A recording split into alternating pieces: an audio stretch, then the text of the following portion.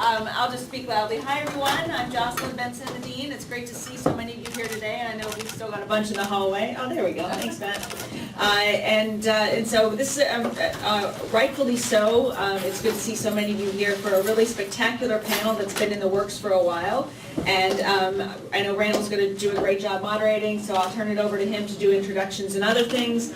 I just wanted to thank you all. This is now, I think, our third or beginning our fourth year of doing these alumni speaker series, and it's great to see them be a great opportunity for so many of you, our students, to hear about job options and opportunities that our alums are doing in various different realms. But also I want to emphasize that you use this as a time to get to know many of these alums, and including those here with us today. Come up afterwards, ask questions, network. So many internships and job placements have been acquired through these discussions. So you do take advantage of the opportunity that you've got these really 5 great experts here today taking their law degree and applying it to public policy. So ask questions and certainly keep in touch with everyone here. It's a great opportunity for you all to connect with them. And I want to also announce, before I turn it over to Randall, one quick thing. I'm sure all of you have been following everything that's been happening in Flint and the water crisis there. 2 of our alums, Bill Good, well, he's not an alum, but he's an adjunct, Bill Goodman, and one of our very active alums, Michael Pitt, are leading a class action lawsuit on behalf of the families of Flint who've been affected by the lead in the water. And Bill Goodman and Michael Pitt will be here on Thursday, February 4th, so next Thursday, in this room over lunch. So please come by. You can hear about their case. They're actually looking for people who want to get involved in the case through research and interviews and a lot of the work that's going to be done there. So it's a great opportunity. They have specifically reached out to Wayne State to get our students involved. And of course, our great Director of Environmental Law Clinic, Nick Schreck, will be moderating. So do come back for that. It's a week from today, next Thursday, February 4th in this room. With that, I'll turn it over to Randall, and thank you all for being, and of course, thanks to our really distinguished group of alums here for being here today. Thank you.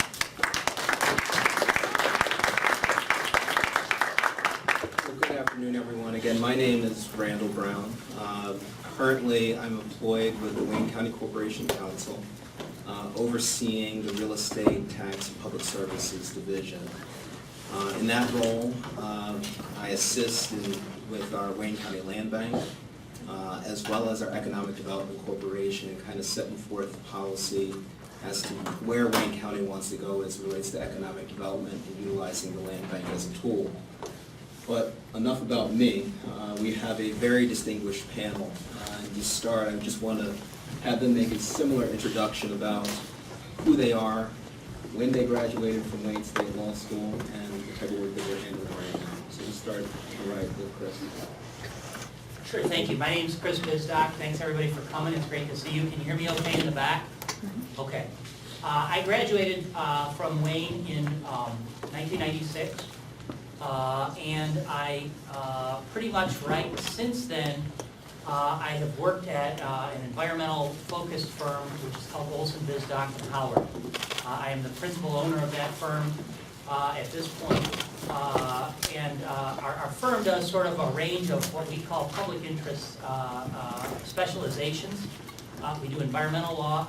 I do energy and climate primarily. We do Indian law and a few other things, local government, land use, things like that. I did for the first maybe 10 years of my career, I was primarily an environmental litigator focused on sort of public interest type cases.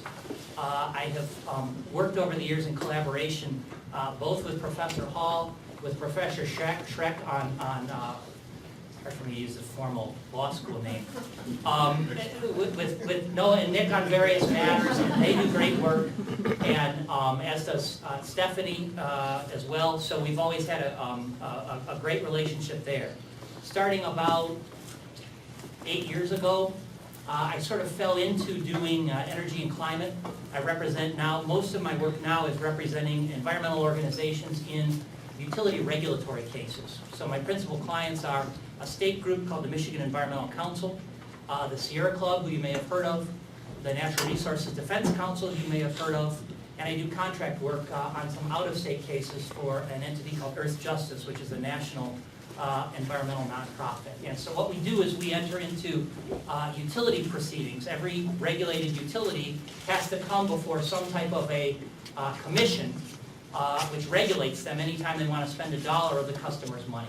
And we make arguments in those cases for things that we believe are both better in terms of climate policy and also better economically for the ratepayers. So burn less coal, use more energy efficiency, more renewable energy, let old coal plants die a natural death rather than propping them up, these types of issues. Natural gas obviously is a major issue in terms of what's its relationship going to be over the next 10 or 15 years. So that's kind of what I do. It's great work, it's very addicting, it's very obsessive, it's very enjoyable, I'm sort of hyper-focused on it, and it's great. And Now, Chris, is this an area of law that you knew that you wanted to go into when you were a first-year law student here at Wayne State University? so I wanted to be an environmental lawyer when I was 15. I didn't really know what that was.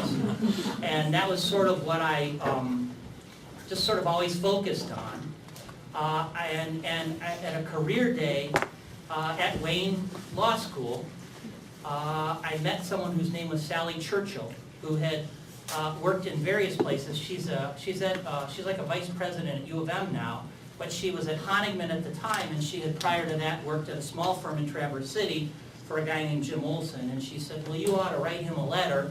He won't pay you anything, but you know, go up there and work for him. And then I asked the law professor here at the time named Bo Abrams about him, and he said, well, he's a maverick. You'd have a great time working for that guy. And so I'm just sort of on a flight of fancy. I did a couple summers up there, and then I moved up there.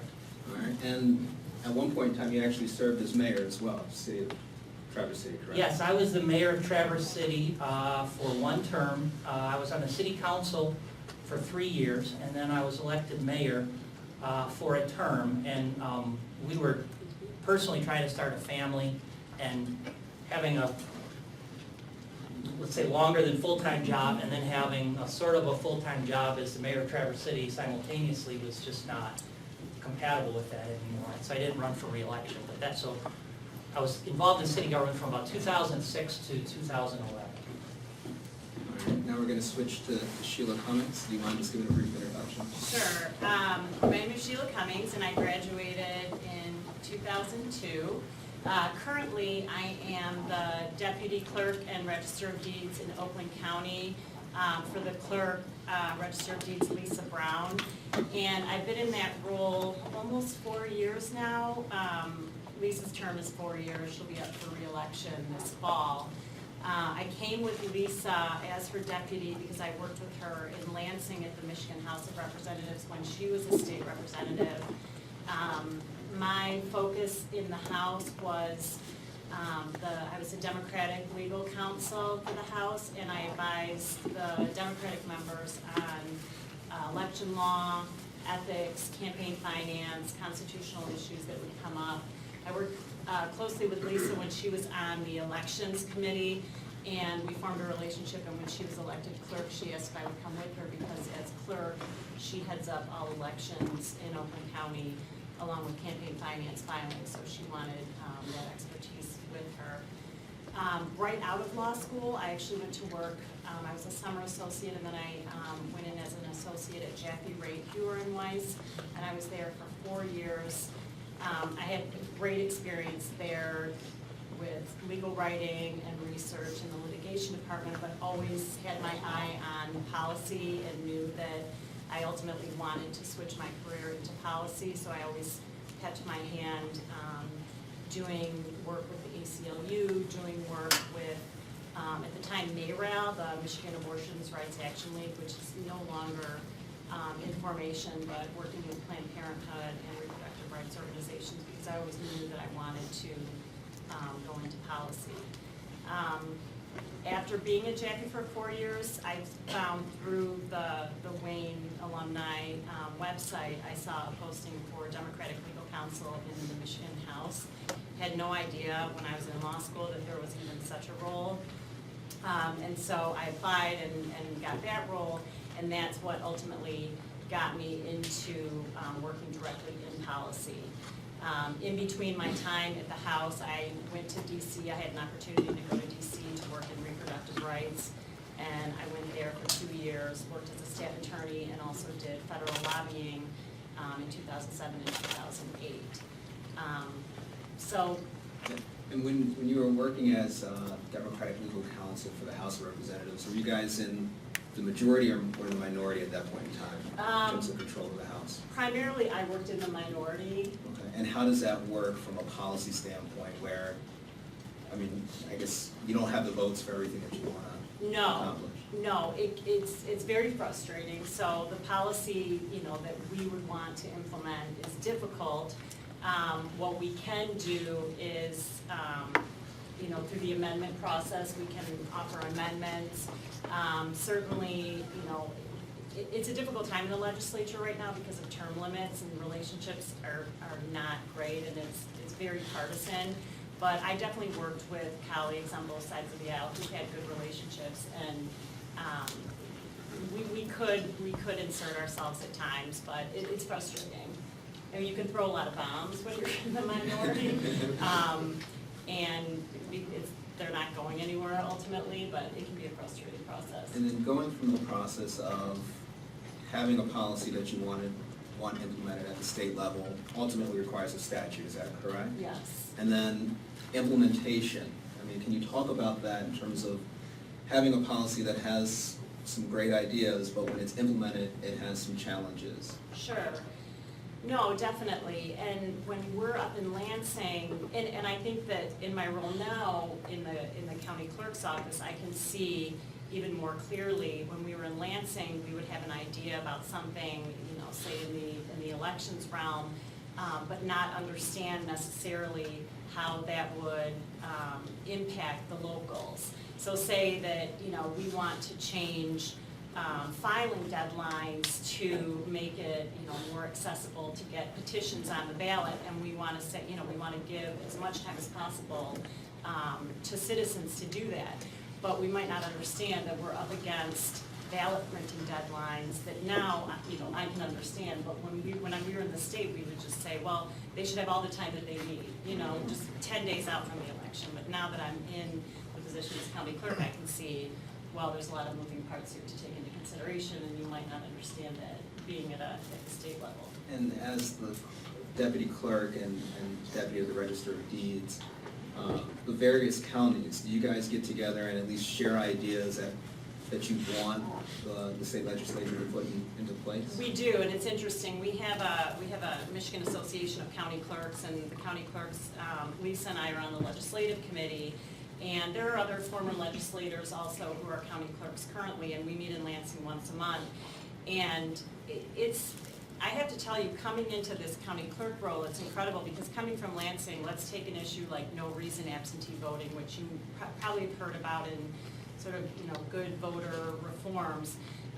No reason absentee will allow anyone 45 days prior to an election to ask to do a mail-in ballot if they are busy on election day, don't think that they're going to be able to get there, or may want more time to sit with their ballot. Well, right now in law, there are very limited restrictions that allow you to receive that ballot. So the general public cannot just go in and receive that ballot without having a reason. It's become a very partisan issue in Lansing, but I will tell you, across the board for clerks on both sides of the aisle, we all want this change, because election day has gotten to be such a busy day, and there are long lines, and the ballots are getting longer. The issues are getting more complicated, so people are standing in line longer or not getting an opportunity to vote on election day. So all clerks are coming together, whether Republican or Dem, saying we want this change, and that's interesting to see when you get clerks together who understand what the difficulties are on election day. Makes sense. And just for everyone, if you have questions for any of the panelists, just raise your hand, and obviously I'll call it. We're going to shift over to, I guess, my left, and go to Michael Taylor. Can you just give a brief bio and Sure. when you graduated from Wayne State? Thank you. My name is Michael Taylor, and I hope you guys over here can see me, blocked by the computer a little bit. I am the mayor of the city of Sterling Heights. I graduated from Wayne State in 2008. My kind of journey to becoming the mayor of Sterling Heights, I would say, started before entering law school. I had always had an interest in politics and government, probably from a young age. I wouldn't say at 15 years old I said I was going to be the mayor of Sterling Heights, but I knew at around in high school I was more interested in what was going on the national level than my peers. So graduated high school in 2001, and that was right when Bush v. Gore was happening. When I started in college, that was right when the September 11th attacks happened. It actually happened 2 weeks before my first college class. And so the national political landscape was really changing at the time. And right at that time, I got introduced to a professor at my college who was the vice mayor of the city of Kalamazoo. So while my focus had always been on bigger government, federal government, state governments, I hadn't paid much attention to local government. And I started to really understand what local governments do, how accessible they are to residents, and what a direct impact you can have on somebody's life being involved in local government. So I started to have a passion for that. When I graduated from law school here at Wayne, I bought a house in Sterling Heights and I decided to run for council kind of on a whim. I didn't really expect to win. I was 26 years old at the time, and I was new to the community. I just wanted to kind of get some experience running a campaign, and lo and behold, I won. So then I was in the position and had to start acclimating myself to what that meant. We have 2-year terms in Sterling Heights, so I was on the council in 2009. I got reelected in 2011, and I had the most votes, so I earned the designation of Mayor Pro Tem. Fast forward to 2014, unfortunately, our mayor became sick, had to take a leave, and he never recovered from his illness. He died in October of 2014. So I was appointed to fill out his term. His term expired last November, and I ran for election as mayor and I won. So now I'm in my first term as mayor. And much like Chris, I'm in a period of my life where I'm working full-time as an attorney also, because the mayor is a part-time job. We're a council manager, form of government with a full-time city manager. I've got a young family, 3 kids under 6, so it is a lot to take in. But I have a real passion for public policy and for being involved and being part of government. So it's something that I make a priority. And probably what suffers isn't so much my family life, but my legal practice. I'm also a partner at a small firm in Mount Clemens. I was hired by them right out of law school, 2008. Summer of 2008, I took the bar and got hired by this firm. My practice is mostly probate and estate planning, commercial litigation, business transactional work. So in my legal practice, I really don't do a whole lot of public policy work per se. I do some zoning regulation stuff for cities, but for the most part, my law practice and my career as a member of local government are kind of separate, but they're very much complementary of each other. And I found that in my political and governmental endeavors, my background as an attorney has been very helpful. So that's sort of the background, and that's what I do, and I'm happy to be here. Now, Michael, we hear with the presidential campaign going on right now, a lot of policies being suggested by the folks running for to be United States president. Do we? Now, for you, right? You ran for office, Yeah. right? And I imagine at that point in time, you were suggesting policies that Sterling Heights should implement. So on a local level, we're not dealing with major environmental change, for example. It was something we heard today. So when I say, do we really hear policy? From my perspective, people in Washington or in Lansing can talk about doing a lot of things, but then they don't really have to do it. Whereas at the local level, we're not dealing with. I'm not going to solve healthcare crisis. I'm not going to be able to have a huge meaningful impact on environmental policy worldwide or nationally. But we're able to implement policies that affect people immediately. And if you don't, they come down to our council meetings and they call you on the cell phone and they can tell you and they will let you know how they feel. So when I'm out campaigning, yeah, I'm not talking about solving poverty, for example, but we can say, here, we have a homeless population in Sterling Heights. These are certain ideas that we can do to make life easier for them, to help them right now. They're not major changes, but they're things that are going to have a meaningful impact.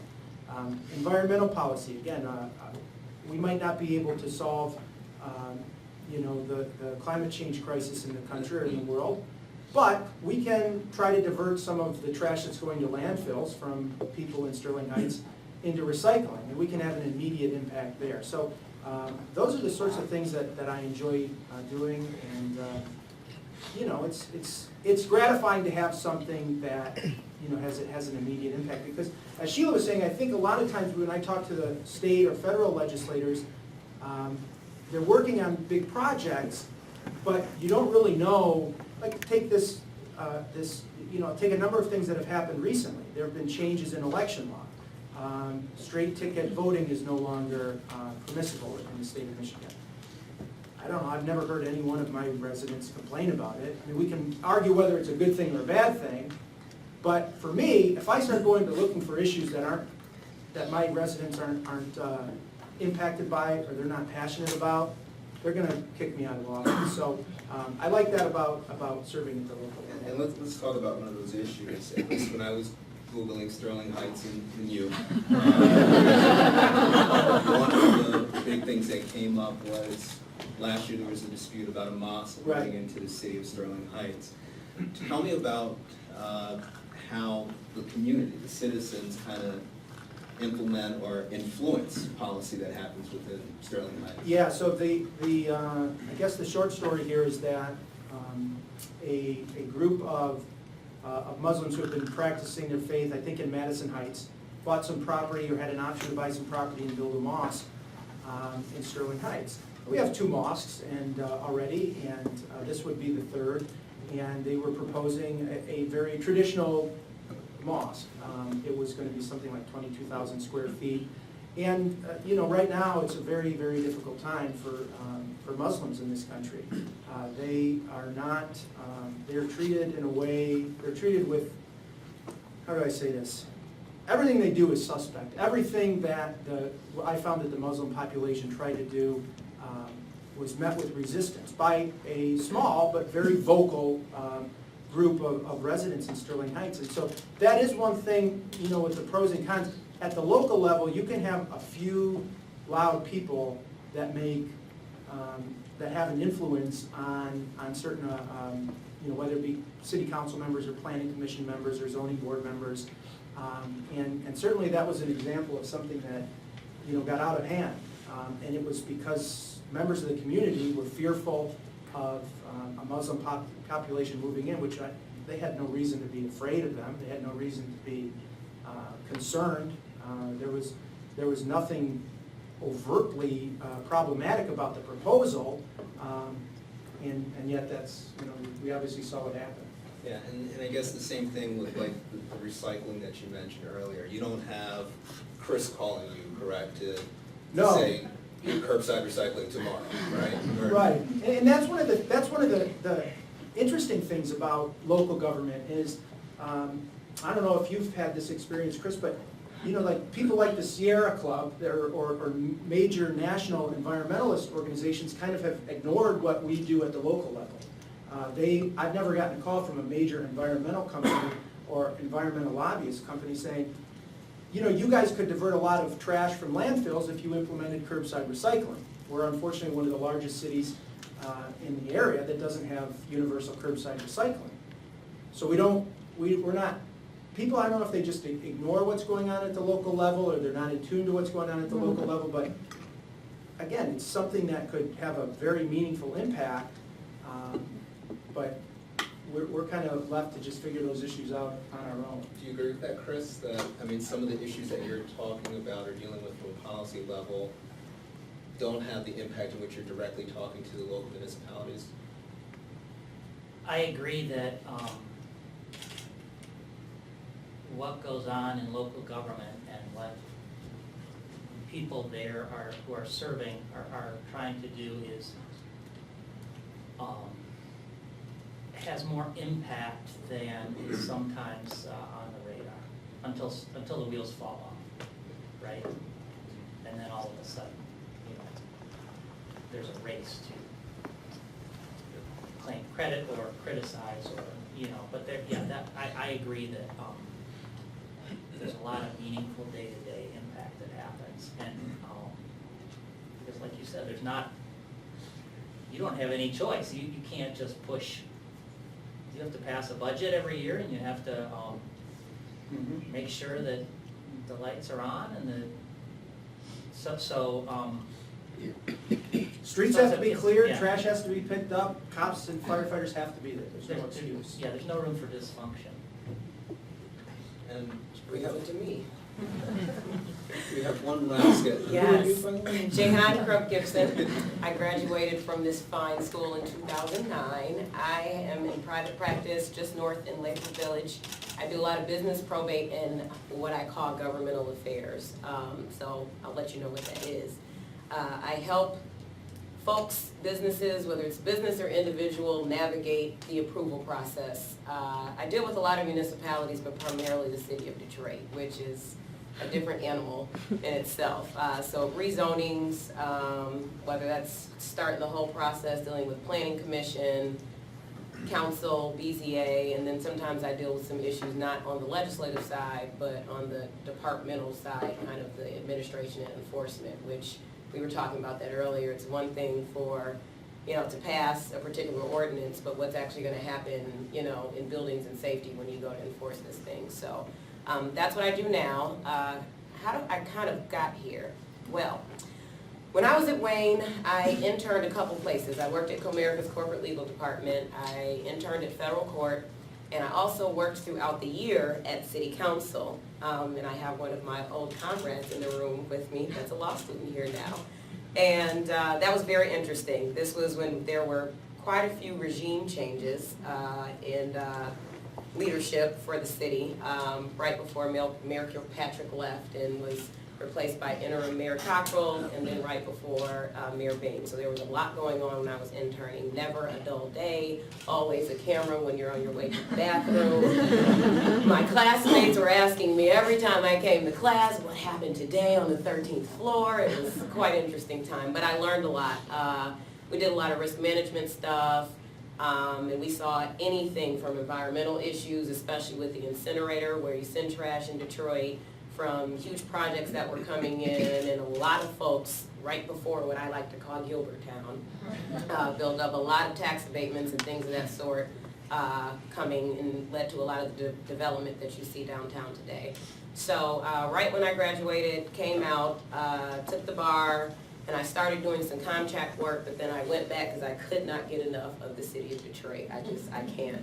And I served as deputy chief of staff, so I was just actually talking to Mike here before we started, and the very first project I worked on in that role was the strip club ordinance. Hit the ground running. That's what I signed up for, but it's something that you have to deal with, and a lot of residents were passionate. The public hearings that we're talking about here are serious business. There's the church folks that are coming down here, the people that live in the neighborhoods that abut some of these places, and then you actually had some of the workers and owners of the establishments coming down, because everybody has an interest in this thing, right? So that led to some very colorful times. So I was in that role for 2 years before I went out on my own and went full-time rather with my practice. So that's what I do now. I mean, I know you're going to ask me some challenging thought-provoking. Now, I mean, you've seen it from the inside, and now you're on the outside. I guess the first question is the city of Detroit's governance functioning better now, in terms of when your client now needs to get a permit. Is it easier for you to do it now than it was a couple years ago? No, it's different. Not necessarily easier yet. I do see that there's some, and of course there's now yet another mayor, since, and there's some good changes that are being made at the departmental levels. One of the things that you have to think about, and I'll give an example. We've all heard of the medical marijuana ordinance that was just passed, I'm sure, in the city, and I won't get into that one. I'll have you guys here till 8 p.m. So one of the things that you got to think about, okay, you're going to require these facilities to be here or have these licenses, but for the ones that are illegally operating right now, what are we racing down and going to spend the night like Black Friday out to get a license outside of, you know, buildings and safety? How does that process work? So there are changes being implemented where you can see the light at the end of the tunnel, but there are still a lot of problems for your average restaurant, clothing store. If you even want to buy the property just, you know, adjacent to you, there are kind of a lot of hoops that you have to jump through just to get basic stuff done. So I do see changes happening, but it's going to take a long time to get a streamlined process. And I guess with that, I mean, now that some of these new policies are being implemented, are you able to provide suggestions back to the city council or the mayor on how to improve this process even further? Because we're making steps, but a lot of them aren't seeing the Right. business owner or whomever come in and try to secure them. Sure, and I mean, it kind of depends on what are the issues of the times, I guess, because you have to prioritize, just being realistic. There are so many issues that are going on, you can't say, okay, well, I'm going to deal with everything, we're going to fix everything at once. It's impossible from a practical standpoint. But even with businesses, you know, Mayor Duggan is all about a one-stop shop, you know, so making it easier for folks to be able to come in, get their business license, get all their inspections, and you know, the process is there, but you're dealing with staff at the departmental level, you're dealing with changes with directors, and then, you know, we just came out of bankruptcy, you're dealing with budget cuts. There are departments and council divisions, for example, when I was there were 30 people there, and there are 4 now. So, I mean, it's kind of impossible when you're dealing with planning commission, for example. They've completely changed that division up and restructured it, but they've had to bring folks back out of retirement as contractors to even work, and they only have so many hours in their contract. So it's about the issue. We're trying, but you know, from a practical standpoint, there are some challenges that are still being faced to get these things done. So you voice them, and you hope that it gets put up a notch so that the issue can eventually get dealt with. Any questions from the audience? All right, going back to you, Chris. When you are driving policy from an environmental standpoint, what resources are you relying upon to reach your conclusions and then being able to go and voice those either at the commission hearings or on a national stage? Like, what do you rely upon to get you to a point of making a decision? Sure, so if you're going to do any kind of what I'll call loosely impact litigation, first you need some kind of, you need funding. That's always a challenge, whatever, you know, area of policy that somebody's in. The energy and utility work focused on climate is fairly well funded compared to a lot of causes these days. It's still not nearly as well funded as, you know, any for-profit enterprise. So that's a challenge, and we cobble together funding from different, you know, various different sources. Mike Bloomberg wrote the Sierra Club a very large check 5 years ago, and that's just supported their whole national program ever since. NRDC is a sort of a wealthy New York City-based Michigan Environmental Council scrapes together money and does some consumer representation, and there's funding for that.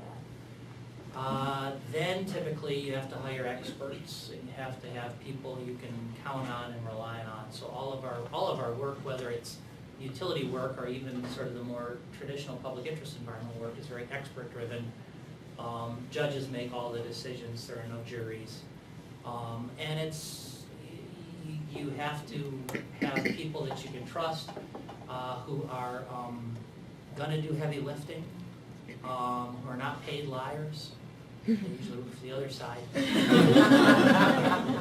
and then you got to be able to work with them to put something together that's going to withstand scrutiny. The hardest part about what I'll call sort of bench litigation, by which I mean, you know, expert-driven litigation, especially with specialized courts, is everything sounds good, right? Well, sure, that sounds plausible, and that sounds plausible, and yeah, that, boy, on the surface, that sure looks right, but you've gotta dive down a whole lot deeper, or you've gotta take something then, and you've gotta see, well, how are we gonna tear it apart? How is the other side gonna tear it apart? And therefore, how do we have to build it in such a way that it can withstand that? And then you need the energy and the focus, you know, to go do the work. I'm fortunate to have a lot of collaborators who are very energetic, who are very focused, who are very driven by this stuff. And so we work, you know, I sort of work in these teams of people who are kind of far-flung, and then we converge for these cases. And so you gotta have teammates, frankly, that you can, they can count on, and that, you know, when something needs to be done, and somebody needs to stay up very late, you know, that there's 3 people gonna put their hand up. And so I'm fortunate that I have that, that type of group of collaborators. And let's say one of the law students here wants to follow your footsteps and they don't want to move to Traverse City. I mean, are there opportunities here in Southeast Michigan to either work for law firms that are doing the same thing, or industry groups in which they can get more acclimated to the area of law? Sure, so Traverse City is basically just an accident that I'm there. There's nothing having to do with my work that I'm there. The guy I wanted to work for was there, and so I followed, you know, I went up there, and 22 years later, here I am. And I traveled to do almost any of my work, so it's sort of, that's sort of accidental. But whether it's down the particular wormhole in which I exist of, you know, climate-related utility regulatory litigation, or whether it's some other type of policy work or some other type of impactful work, I guess the main advice that I would give is the people who you see doing that work are people who really made the commitment, A, to figure out what they wanted to do, and then to just be persistent and continue pursuing. You don't know exactly where you're gonna end up. You know, when I was 15, it was about trees and bunny rabbits and, you know, things like that. I had no idea it was gonna end up being about, you know, incremental dispatch costs and net metering policies. So you don't know where you're gonna go, but the people who you see doing what they wanna do are the people who were dogged and focused and had drive and understood that if you wanna do things that are impactful, you have to bring something to the table. You have to do excellent work. You have to be someone who can be counted on. And so really it's a matter of figuring it out for yourself. Different people in my firm have taken different paths to doing different things, but it's kind of always been like, what do you want and how are you gonna go build it? Now, Sheila, I think it was the Bar Journal last year, they took a picture of all legislators that are lawyers as well, and there's not that many.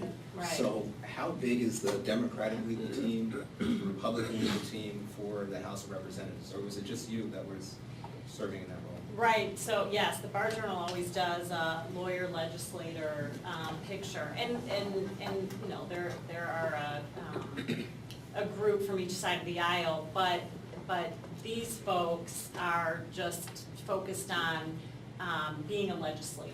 So, you know, but they're highlighting the fact that they bring this experience to the table. But then within the legislature, they then have staff who work as attorneys.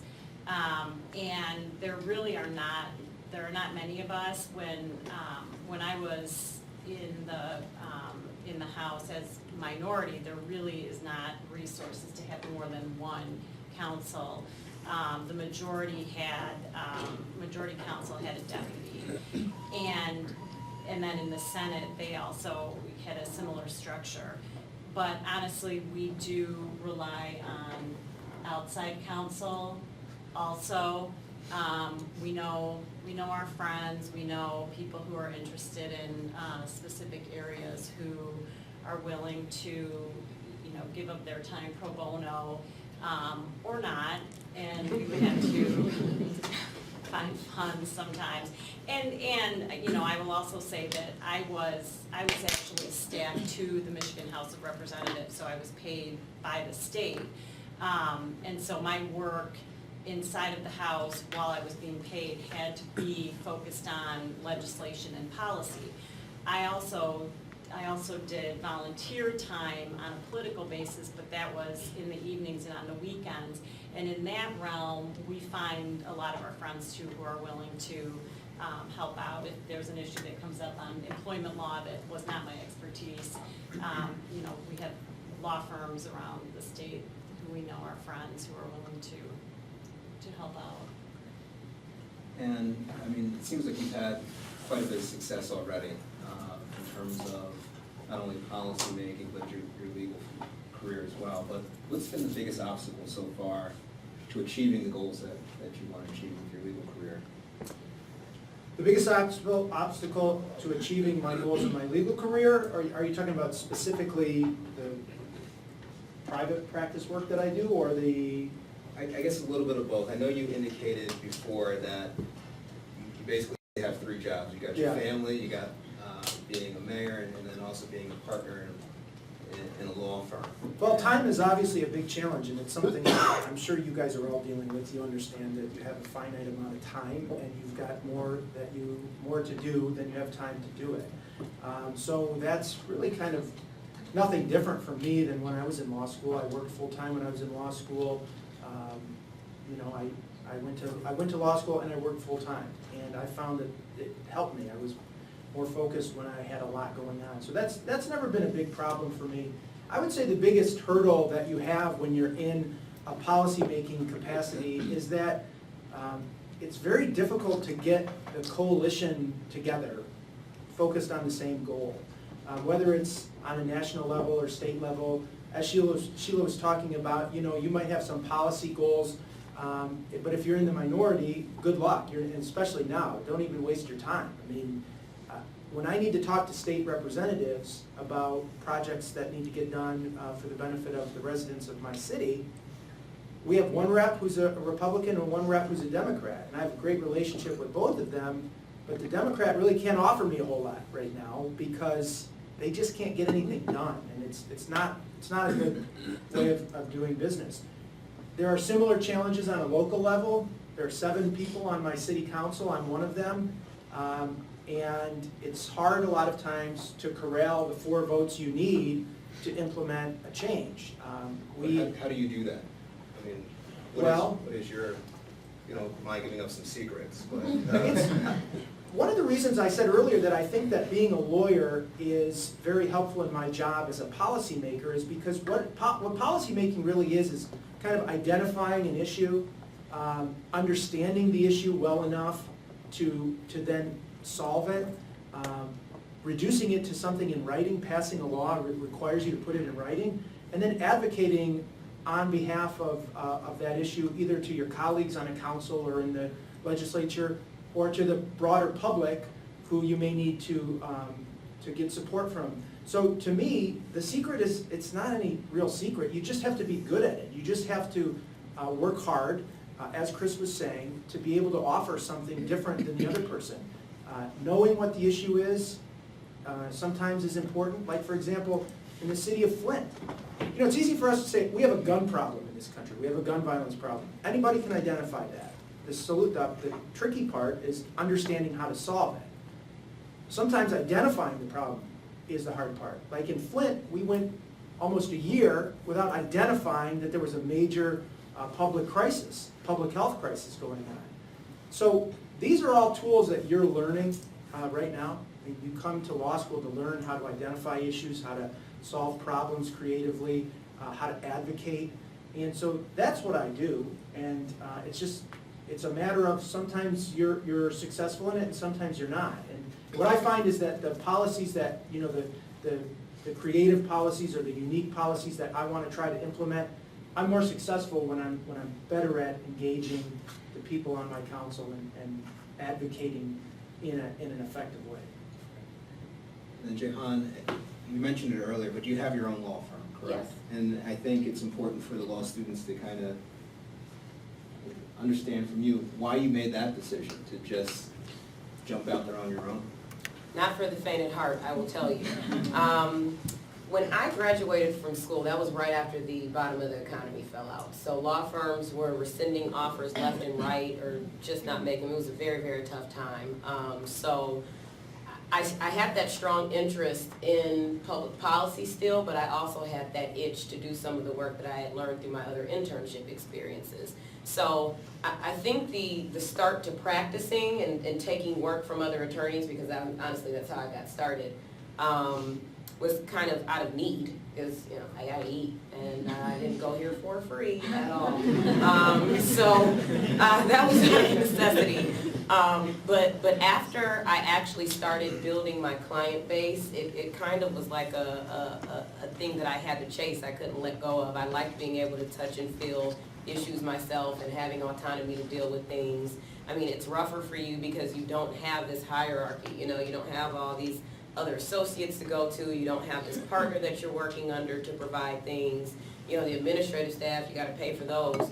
You got to pay for your supplies, your overhead. There's so many other things that you have to worry about other than just practicing. So that part was challenging, but I guess I'm just one of those people who are a glutton for punishment. But it's very, very rewarding. It really, really is. I get to work on what I want to work on, and I build very close relationships with my clients, which is great. I get invited to so many folks' holiday parties, and I get cookies and milk brought to my office. It's really awesome. So that's kind of why. That's what led me to this path. But and had you asked me when I was sitting in those chairs, would this be what I was doing, I'd tell you no. You wouldn't have been able to pay me, but wouldn't trade it.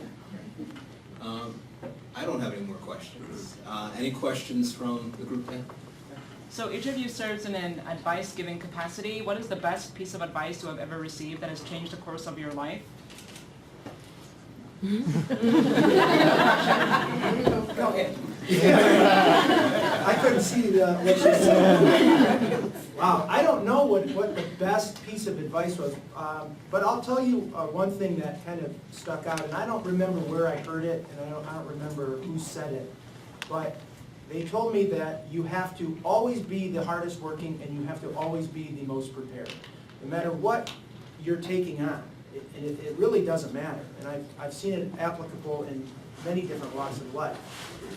As an attorney, the worst thing I want when I show up in court is to be unprepared.